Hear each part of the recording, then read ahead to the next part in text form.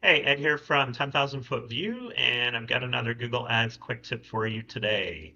Just before I jump in, though, a reminder to please subscribe to the channel. We post new content once or twice a week, all about Google Ads. Okay, so today I am going to talk about brand lists from Google. It's a relatively new feature, and it's kind of poorly understood by most advertisers, so hopefully this will clear some stuff up. So first off, brand lists can be found under tools and settings, under shared resources, and they work kind of like negative lists, but not really like negative lists.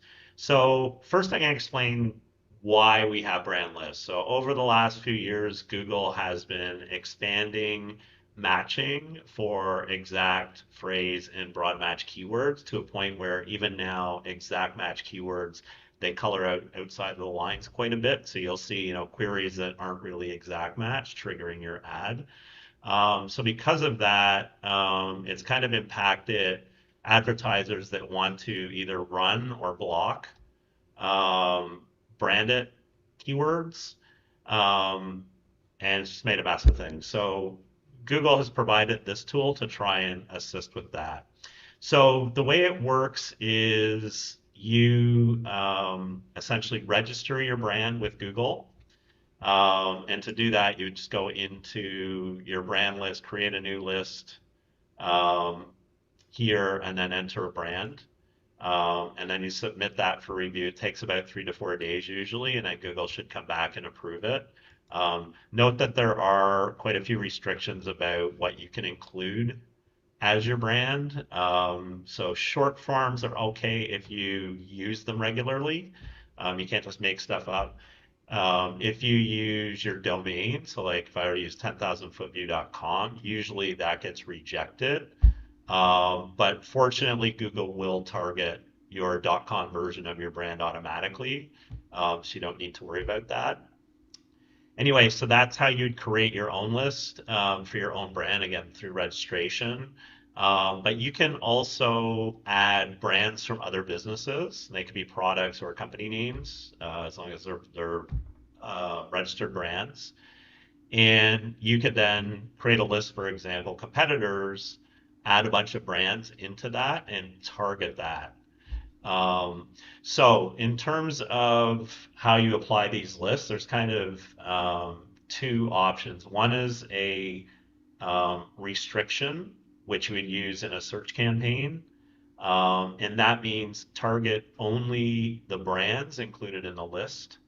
And the other one would be exclusions, which only applies to PMAX campaigns where you could take your brand or competing brands and exclude them from running inside of PMAX campaigns. So I think the PMAX one is pretty straightforward. A lot of times you do, if you want to run like a branded search campaign, you don't want your brand to trigger in PMAX, because if it does, you're going to get like really nice looking CPAs or very high ROAS, but if 50% of those queries are actually branded, it's kind of overstating performance. We'll just say that.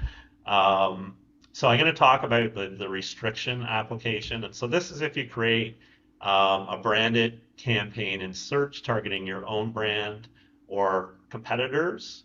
Um, Basically, it's the same setup. So you essentially apply the branded list to the campaign.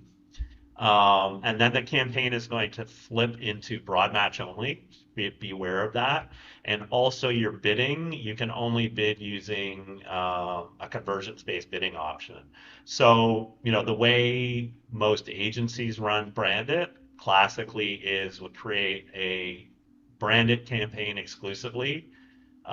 We would put your brand in probably like 4 or 5 different versions of keywords if you just have like a company brand, and it might be exact and phrase match.